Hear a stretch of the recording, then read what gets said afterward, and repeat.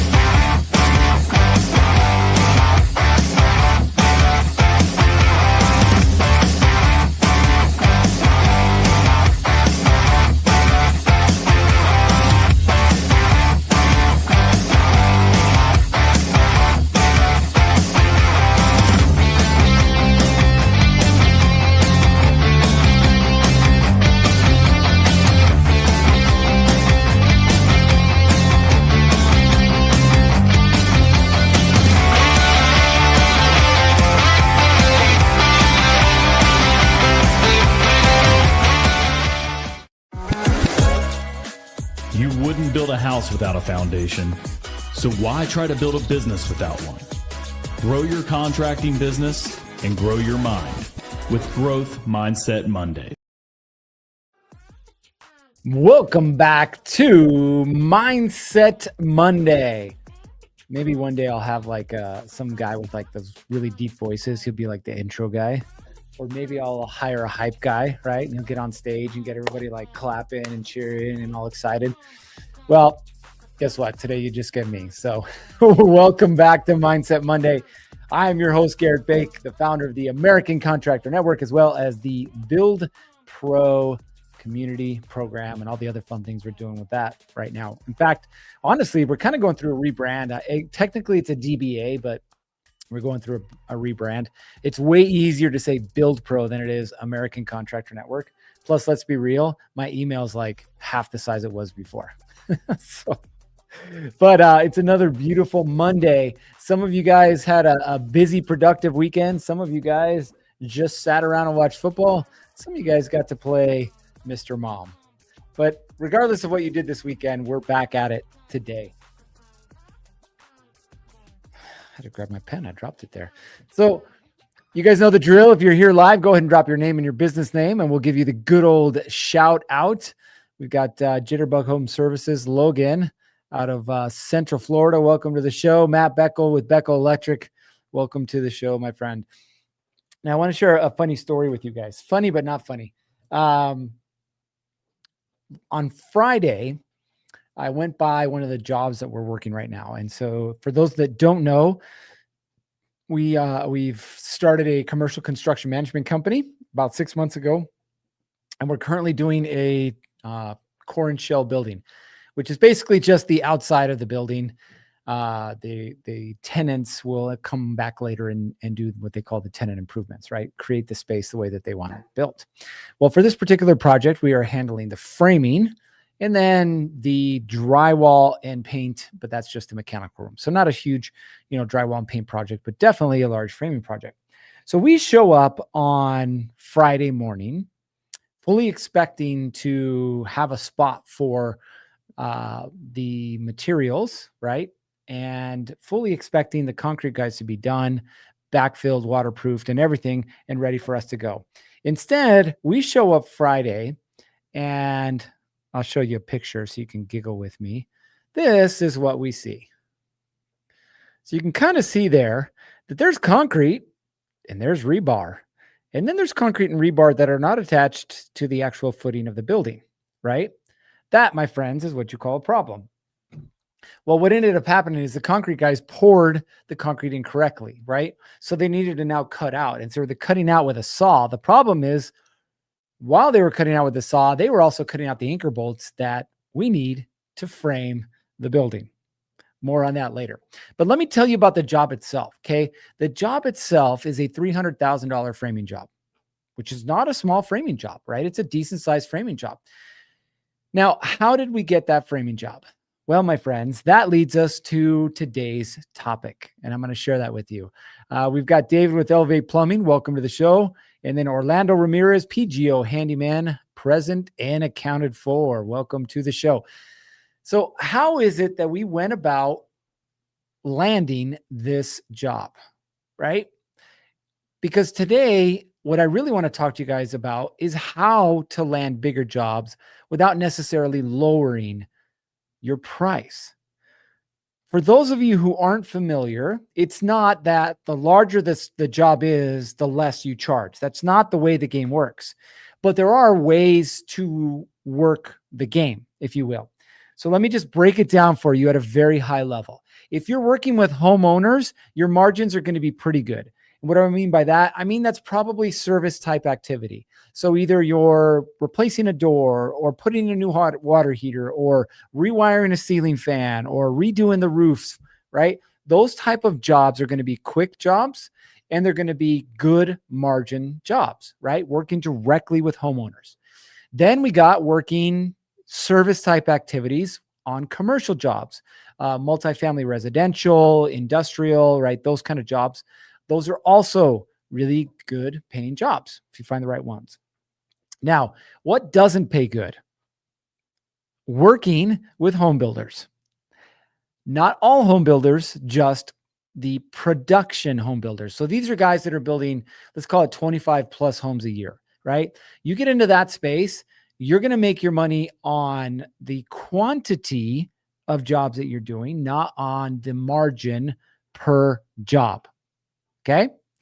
So understand the difference in the game that you're playing. Now, as we go into the custom world of home building, yes, also good margins. And then the higher end, the custom home, the better the margin there as well. So depending on what your business model is, and I know some of you guys are in multiple areas of work, you need to understand where I'm going to get the biggest bang for my buck, right?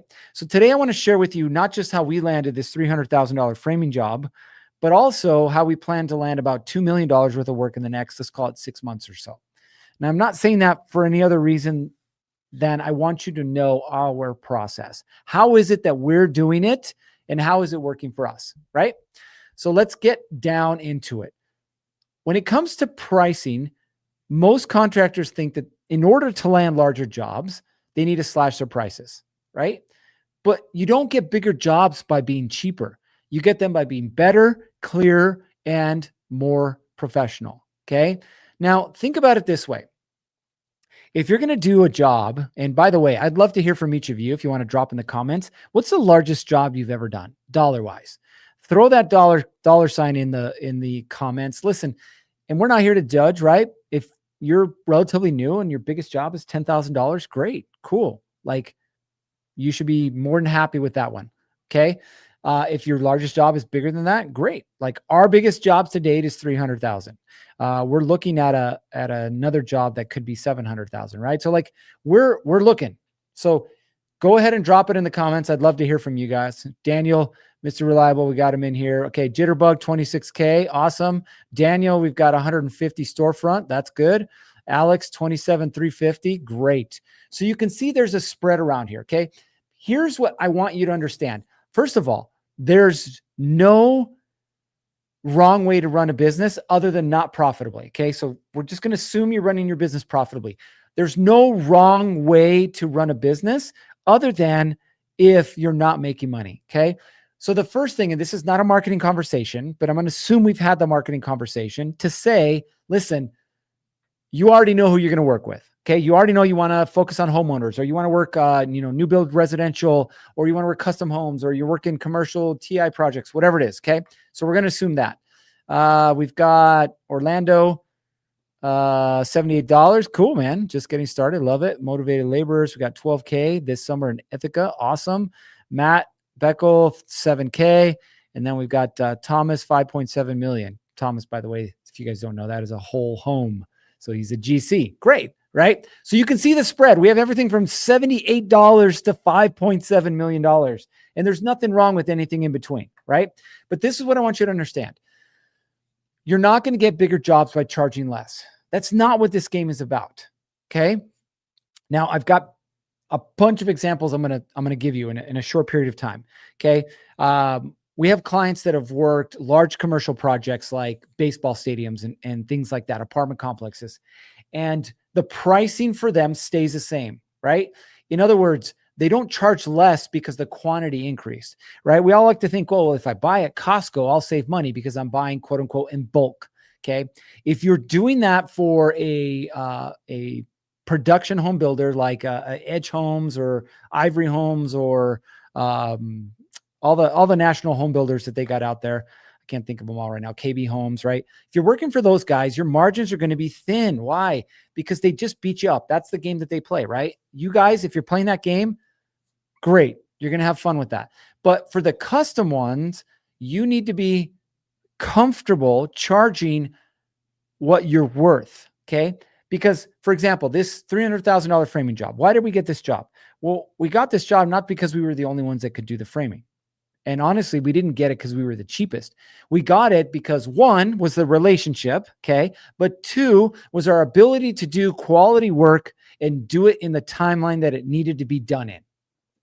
Notice I didn't say pricing. We were not the cheapest. I didn't go to the GC and go, hey man, if you give us this job, we can knock another 15, 20 grand off this thing. I didn't do that, right? What I said is, hey, what's your timeline? Okay, what's your budget? Okay, you want it done right the first time? All right, cool. Here you go. We can get it done. Here's the price, right? And off we went, right? So hopefully, knock on wood, we'll get started on framing this week. But I want you to know that, like, listen, your job is not to be a charity, right? And it's not that you're an employee working an hourly rate.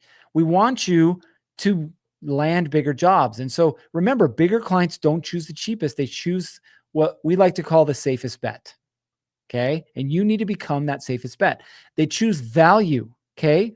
They choose the people that they trust. Okay. Listen to this. Okay. And I want you to hammer this into your head. Price only matters when value is unclear. Price only matters when value is unclear. We got Daniel who says, we focus on residential home builders, mostly custom with some production to fill in the gaps, usually run in 60 to 65 gross, shooting for a net profit of 20%. A lot of good numbers in there, Daniel. And I know your language and I know exactly what you're talking about, but listen, I want the rest of you to see this. Okay. He knows that custom home builders are his bread and butter, right? That's where he's going to make his dollars. Now, when things slow down a little bit, which because of season or, building permits or whatever, sometimes things slow down. He fills in the gaps with production builders. He knows he's not going to make a ton of money on those production jobs, but he keeps his guys busy, keeps them employed, and he goes out and focuses on landing the next custom job. Alex says, that's where I struggle, is trying to ask for what I know I'm worth and the quality I provide. Alex, I know you're relatively new in this game. Like, it is a game and it takes time, right? If I was to ask Thomas, like, hey, how many years were you in the game before you landed that $5.7 million job? I'm going to guarantee he's going to say at least 10 years, right? It took a while to get to that point. Every guy that I know that's doing multiple millions of dollars right now did not stumble across it in year one. Frankly, probably didn't even get it in year two. It took some time. It took some training. It took some, let me build my resume. Let me build my relationships. Let me build the value that I bring to the market. And now I can comfortably sit in front of somebody and have that conversation, right? So again, it's going to take time to get to that point. So let's look at this. Okay. Number one, presentation, right? I just had a conversation with a guy that runs GAF, but their solar division. Now, for those of you that don't know, GAF is a provider of roofing products and supplies, and they started a solar shingle division. Like, legit, they make solar shingles. I mean, it's kind of crazy. It's really cool too. So he runs their national operation. Well, he reaches out to me and he's like, hey, I'd love for you to come in and have a conversation with my area managers, basically my service managers, and talk about like running subs, which for them, the subs are the roofers and the electricians that they use. So mind you, I came recommended because of the years of me doing this exact thing, right? And so now when I send him a presentation that says, this is who we are and this is what we do, I've worked with 750 plus contractors nationwide. Hey, our contractors last year, our clients generated over $100 million, bam, bam, bam, bam. And I can lay all these things out because it's the truth, right? I've got the body of work, as they like to say, right? So when you're approaching some opportunity in front of you and you have an opportunity to make or land a high paying job, I want you to know that you got to be more professional about this, right? The days of being the guy that rolls up in like dirty jeans with holes in them and, the shirt that's got sweat stains in the pit, like you want to land some high paying jobs, then act like you deserve those high paying jobs, right? Like if somebody walks into my house and they look like they just walked out of, the sewer, like why would I want to hire that guy? No, I want to hire the guy that looks good, smells good, right? And he's got his stuff in order. He's got a professional presentation, right? He understands his numbers. He's got a detailed scope of work, right? His proposal and everything is on brand. He's got case studies. He's got testimonials. That's the guy I want to hire, right? Think about you right now. When you approach a job or a potential job, how do you show up? Right? Do you show up like you deserve it, like you belong there? Do you show up like you've been there for years? Do you show up like you know what you're talking about? Or are you just showing up like, well, I can do this job. Really? Show me. And you're like, well, my cousin did this job like 3 years ago and I helped him with it. Not going to work. Not going to work. Okay. Daniel says, yeah, 14 or 15 here, 20 years in business, quote unquote, overnight success. I love it. Right. Orlando says education is more important, right? Yeah, education, right? But that's part of your presentation, right? You're not selling them, you're showing them. You're showing them, but showing them through your education. So the thing that you can think about this week is what can I do this week to help increase the level of my presentation, right? Maybe you take an extra 10 minutes and you make a professional presentation. Maybe you carry an extra shirt with deodorant, you stinky fools, in your truck so that when you go do a bid or a proposal or an estimate, you don't look like a complete scrub, right? But what is it for you? What is it for you that's going to help you get to that next level? The next thing, show me, don't tell me. I love this. I love this. I love this. I love this.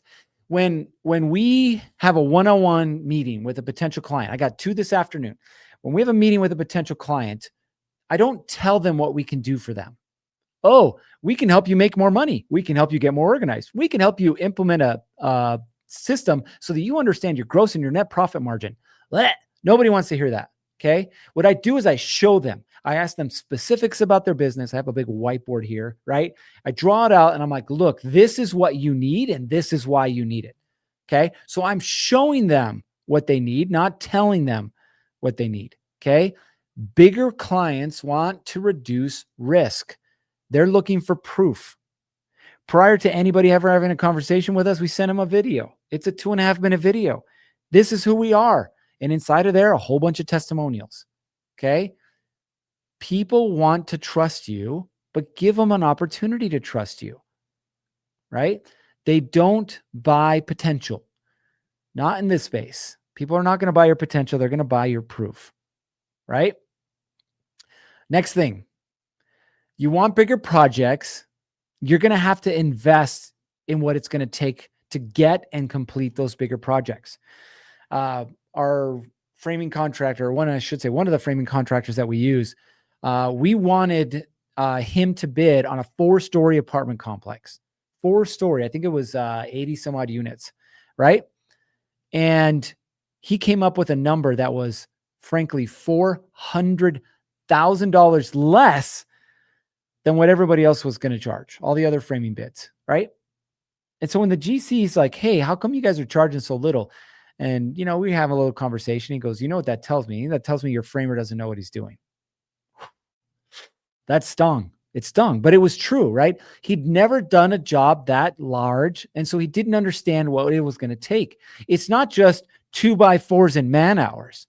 Now you're looking at, hey, we need safety harnesses. Okay, now we need cranes. Okay, do we need any scaffolding, right? All these lifts. You're going to need all of these different things involved in more than just framing a house or a basement, right?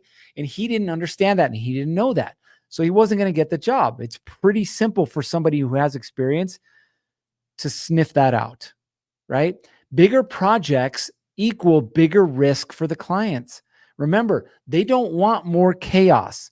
What they want is more control. And so more systems, more processes, more control. Can you bring that to the table? This particular project that I just showed you, right? This framing project that about made me want to turn over my sleep. I look at this and I'm like, I called the GC. I sent a couple pictures and I sent them to the GC. I'm like, hey man, next time, let our guys handle it. Because I got a concrete crew that's like clockwork. They're not the cheapest, but they do amazing work and they do it right the first time. But that gives me an opportunity to prep for the next job, right? Because I have the team in place that can handle that. So for you, if you want to land larger projects, okay, think about what the next step or next level up would be for you. It's not going to be going from a $50 project to a $500,000 project, or it's not going to be going from a $500,000 project to a $5 million project, right? Think about the next step and what's right for you, because you can ruin your reputation way faster than it's going to take to create it. Again, where are you at right now in your business and what makes sense for you? Maybe you're just working with homeowners right now. Great. What's something additional you could offer homeowners that could help you take it from a $500 price tag to a $2,000 price tag, right? Slowly and surely growing. I'm telling you right now, the thing that gets most contractors stuck, mind you, I've worked with hundreds of them now. I'm waiting to hit that 1,000 points so I can say that, but let's call it about 750 right now. The thing that gets in their way more than anything else is not their ability to do the work. It's their organization. It's their communication. It's their ability to show that they can handle these bigger jobs. Because as you and I both know, rarely do they ever go according to plan. So if there's going to be something for you to take away from this conversation, here's what I want you to take away. In order for you to land bigger jobs, number one, you need to realize that they're not after price. They're not. Now, you can't rip them off. I think we know that. But they're not after price. Okay. What are they after? Quality, trust, communication, and timeliness. That's what they're after. If you can become that person, yes, you can start to land larger jobs. So as we start to wrap this thing up, I want you to think, what's one thing that I can do this week that would help me land a larger job? Is it create a more professional presentation? Is it dress and present myself more professionally? Is it figure out how in my presentation, say with a homeowner, that yes, maybe I came to fix a drain and it's, $50. How can I do a free whole home assessment and realize that their outside faucet is leaking, that they need to replace their water heater, that whatever the thing needs to happen. And now you took a $50 price tag to $500 or more, right? I need to figure out how I can upsell my services.